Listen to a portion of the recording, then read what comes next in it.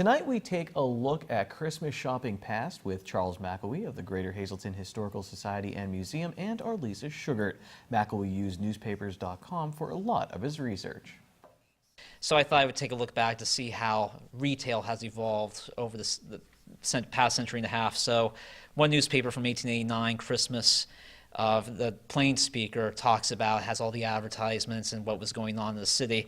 And there was one store called T.H. Williams and Company, and it gives perspective on how much pricing has evolved too for the consumer.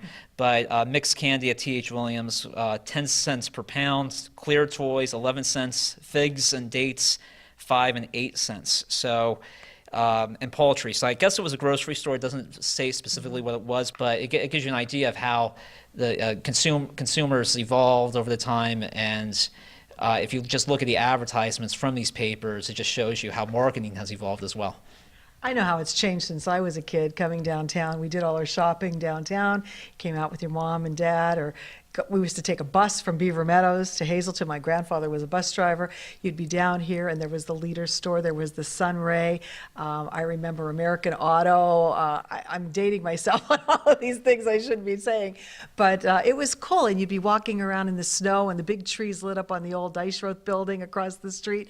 It was just, you know, and you'd hear Christmas music and the Salvation Army kettlebell. It was like something out of a Hallmark movie. Right. No, and the window displays, they were, people would dress the windows, and Dichreuth, the Leader store, would have their special sales as the newspapers would show. And then there was, of course, Santa Claus. And we always say my grandparents, the McElwees, they're buried next to Santa Claus at St. Gabriel's because it was Jack Brislin, who was the famous, everybody knew him as Santa Claus. I'm told from the baby boomer generation. But consumerism really evolved since World War II too, because that was after the war. We had access to consumer credit, and we had the GI Bill, so the country really evolved. But people forget, brick and mortar retail still accounts for 91% of shopping. Despite the disruption that we're seeing with technology and online shopping, brick and mortar remains the majority. Of course, we've seen what's happened to Sears and elsewhere, but it's still where people typically go to shop. And we certainly see that this time of year at malls or strip malls. People still prefer physical retail.